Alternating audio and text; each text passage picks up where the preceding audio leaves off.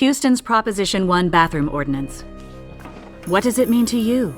Any man at any time could enter a woman's bathroom simply by claiming to be a woman that day. No one is exempt.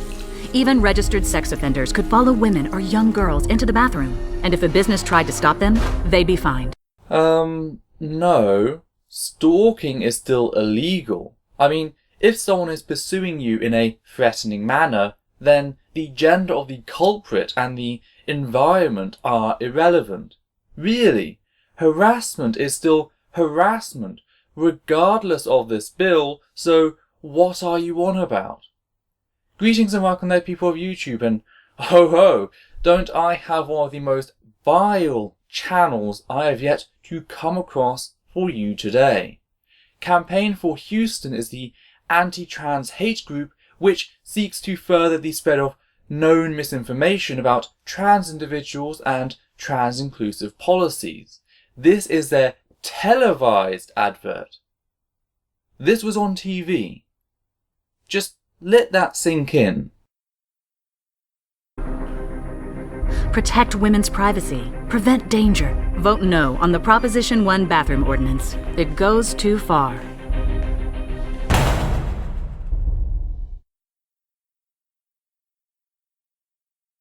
The bill does not, I repeat, does not legalize rape, whether it be of a child or adult.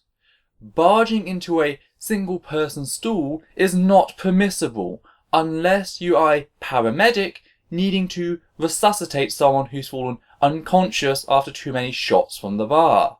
The fact is that a person is not going to be deterred by a piece of plastic with an image on it if they're willing to rape someone.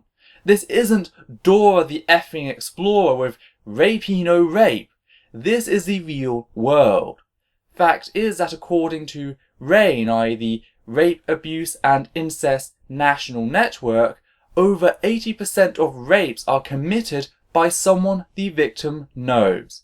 So really, you are looking in the wrong place, as the statistics have shown time and time again with the existence of gender-neutral bathrooms, which have not only been found out to be safe, but sometimes even safer. That's why it's very hard to find a single case of sexual assault caused by such policy changes. On the other hand, what's not hard to find are cases of clergy sexually assaulting children or other members of staff. This thought struck a chord with me, especially when considering that the first video on the channel is one of Reverend Kendall Baker, and this is what he had to say.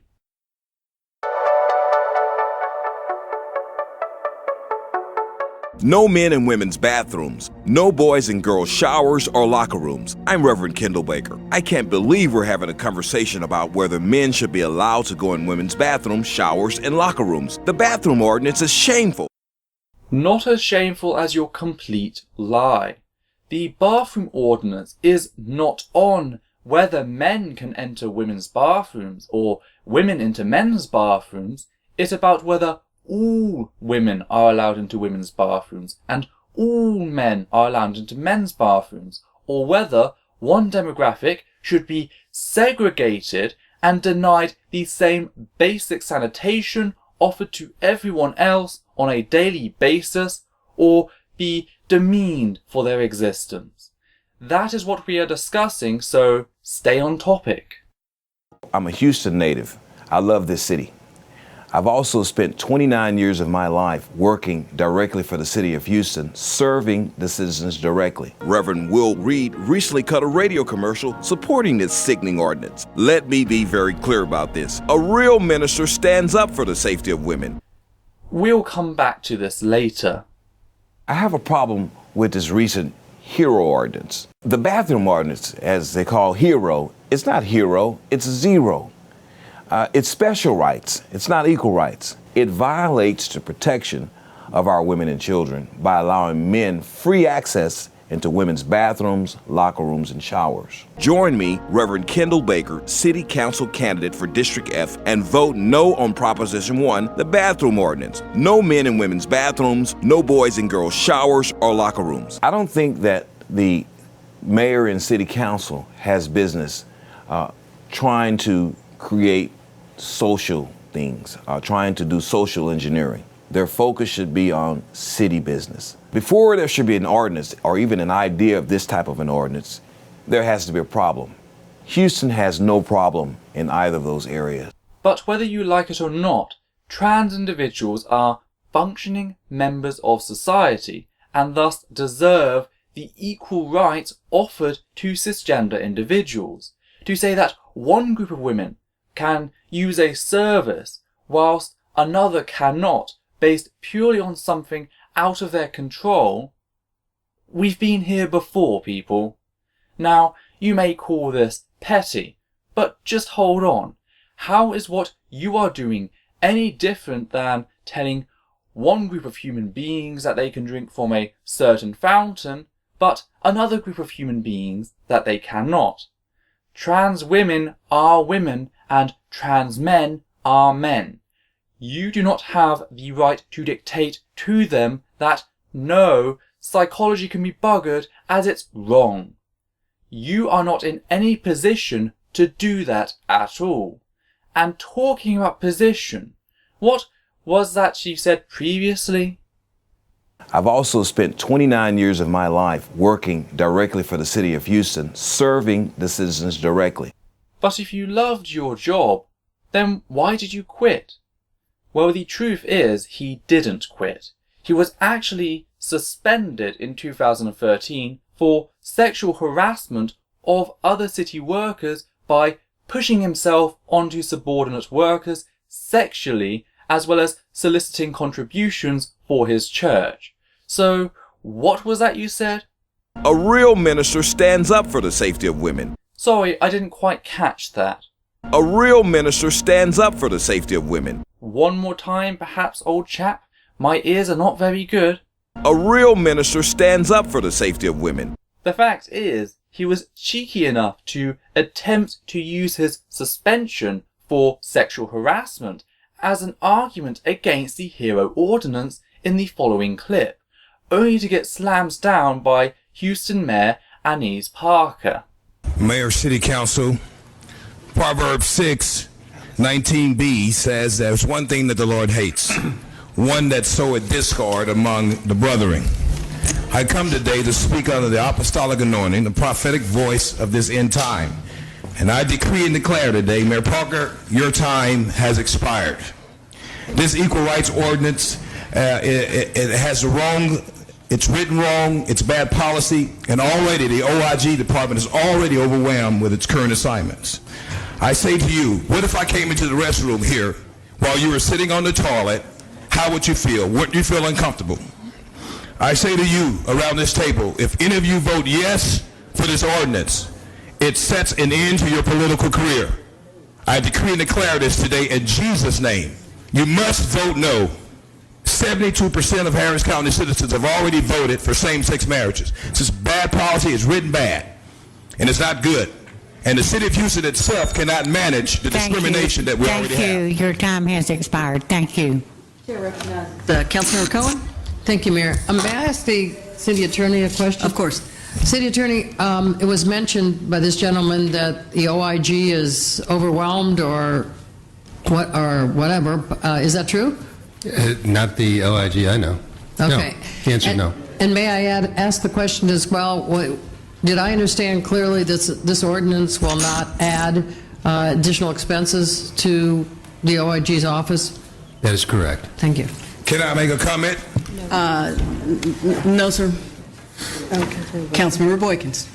Go ahead and finish your comment, Pastor. I would like to say the reason why I know the OIG is overwhelmed is because I just ended a 28-year and 11-month career with the city and was wrongfully terminated, and the OIG did not handle the case appropriately. They cannot handle the workload. They have a backload of 6 months already.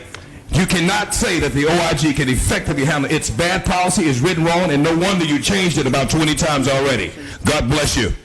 And God bless America, and God bless this city. Absolutely, you are proof that we do a good job in the OIG, sir. Now, Councilmember Robinson, you have a procedural motion? And that was wrong for you to say, Mayor. No, sir, I have read the report. Councilmember Robinson, do you have a procedural motion? Mayor, yeah, procedural motion to suspend the rules to move the following speakers to the bottom of the other added speakers, Manpreet Singh and Paul Puente, to follow Ryan Leach on the list. Is there a second? Second. Discussion? Favoring? Opposed? Motion carries. You may step back, sir. Please read the state report. Okay, Ms. Riggle. By Hitchens, that was a hell of a comeback that got pulled off not just in public, but on the spot. The point, however, is that the campaign that fearmongers about sexual predators and attempts to deny trans individuals their very worth as human beings loses all credibility when one of their flagmen is not only a known sexual predator, but is unapologetic about it and claims the system is at fault. Now, I'm not going to display every single video on this channel, as they all repeat the same lie that the ordinance would allow men into women's bathrooms and women into men's bathrooms. And whilst this just isn't the case, there are only so many times I can repeat the fact that these uneducated pillocks just don't understand. But there are some little pieces I'd like to highlight. The supporters of the bathroom ordinance see nothing wrong with this. Well, guess what? This woman and the majority of women around Houston view this as an invasion of privacy, a threat to our safety. What majority? How on earth did you reach that conclusion? What statistics are you utilizing prior the ordinance has gone through? It's like an appeal to popularity, before popularity has even been secured. I just don't get it. Why lie? I haven't witnessed this sort of peer pressure since school. Oh, everyone smokes, so go on, do it. That's how it sounds. I'm Lance Berkman. I've played professional baseball for 15 years, but my family is more important. My wife and I have 4 daughters. Proposition 1 would allow troubled men who claim to be women to enter women's bathrooms, showers, and locker rooms. It's better to prevent this danger by closing women's restrooms to men rather than waiting for a crime to happen. Join me to stop the violation of privacy and discrimination against women. Vote no on Proposition 1. No men in women's bathrooms, no boys in girls' showers or locker rooms. Troubled men who claim to be women. Now, beyond the horror that this piece of misinformation has received over 70,000 views on YouTube at the time of recording, I don't think he's talking about cis men who are pretending to be women. I genuinely think he is attacking trans women, as this whole campaign is, and the reason why follows Mayor Annise Parker calling out their misinformation and how they respond to that.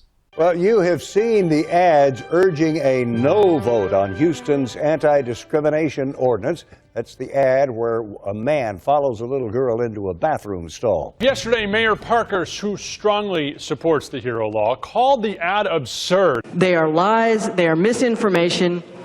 200 cities, 17 states have the same ordinances that we do, or very similar wording that we do. This just doesn't happen. This just doesn't happen. This just doesn't happen. Police at Parkland Hospital cited a transgender woman for disorderly conduct for using a woman's bathroom. The 56-year-old transsexual is on the sex offender's website. She was convicted of sexual assault and indecency with a child in 1990. The victims were both teenage girls. A female patient at Parkland Memorial Hospital went into the ladies' room. She was frightened to find a man dressed as a woman in there. The man, 58-year-old Paul Ray Witherspoon, was a convicted sex offender, charged with sexual assault of a child and indecency. The victims were teenage girls. The sex offender told police he should be allowed into women's and girls' facilities because he now felt that he was a woman. If Proposition 1, the bathroom ordinance, passes in Houston, men like Witherspoon will be able to spend time in women's bathrooms, showers, and locker rooms. Isn't it just better to prevent danger by keeping women's bathrooms closed to men?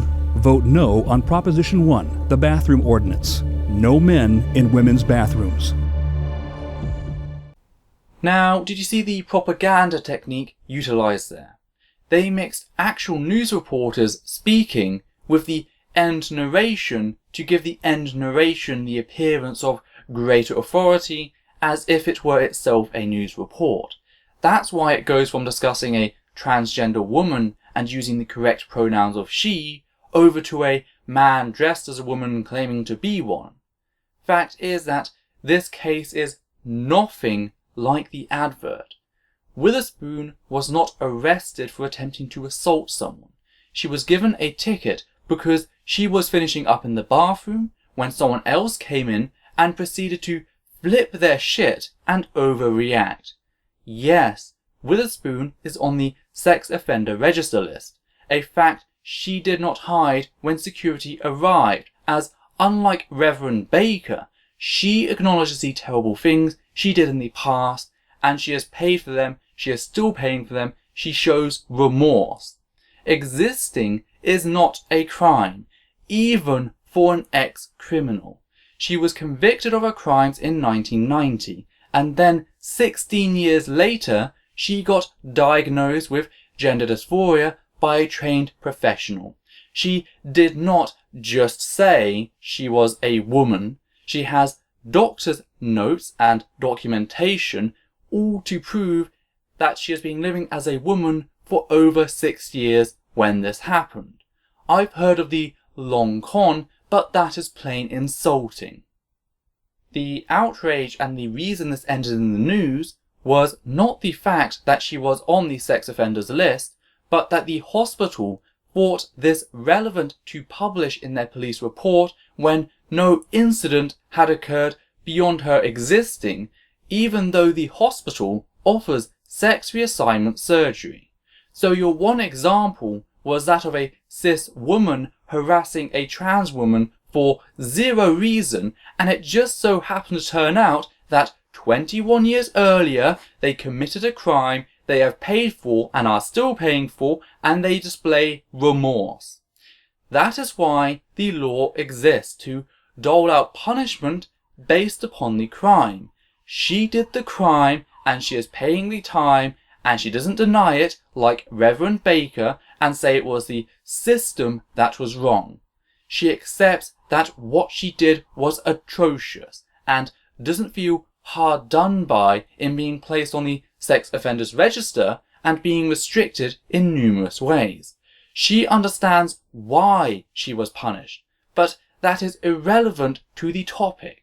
Again, you are more likely to be sexually assaulted by someone you know over a complete stranger. For me, it was my babysitter. For others, it's their doctors, their teachers, and yet, surprisingly, for a number of people, it is carried out by the family's local clergy. So, to me, it is clear as to what needs to be done. We need to ban Sunday school in order to protect children from careless parents putting their children in reach of the real predators who not only exist, but to a noticeable degree, but also have power structures to avoid further prosecution, and even then will deny their actions regardless of the evidence. The church doesn't need to conjure up phantoms of sexual predators. All it needs to do is look at the pulpit. So yes, I am rather heated in this conversation, and the reason is this sort of shit kills people. This absolute garbage ends in the death of non-cisgender individuals. It isn't a game. It's not something I can take lightly. It's not something I can sit back and do nothing over. People are being hurt by this sort of propaganda campaign, whilst what the Hero Ordinance actually does, which, by the way, it covers a wide range of topics, not just trans issues, none of those things have been shown to harm anyone, and particularly the bathroom thing, all statistics completely disagree with what is being suggested here. Wherever trans-inclusive bathroom policies have been instituted, there's not been a sudden spike in sexual assaults in any of the places, ever, at all. And I'd like someone to actually show that happening. Because at the moment, all this campaign for Houston is actually asking for is the denial of one demographic's rights, the rights of law-abiding citizens, on the basis of what criminals may do. Well, you know what? The internet led to a lot of cybercrime. Before the internet, there was no cybercrime. We should thus ban the internet for every law-abiding citizen. Makes no sense, does it? I mean, we're not even talking about, basic regulation. We're talking about complete banning. We're talking about putting people's lives at risk because of some phantom boogeyman that doesn't exist. And that just disgusts me. People ask, you could just turn off the computer, disappear, go away from the internet. No. This is a campaign to attack the Hero Ordinance, which will affect people's lives. Some videos have gained over 70,000 views. This goes well beyond the internet. People think that the internet and real life is separate. No, it's not. There's a reason that for the charity I work for, the only paid full-time position is the social media guy. Because they realise how effective social media is in gaining support and funding. So we need to start thinking more about the impact of what happens online in real life. So with that said, I'll end there. So yeah, a rather depressing video, This Essence of Thought, take care and out.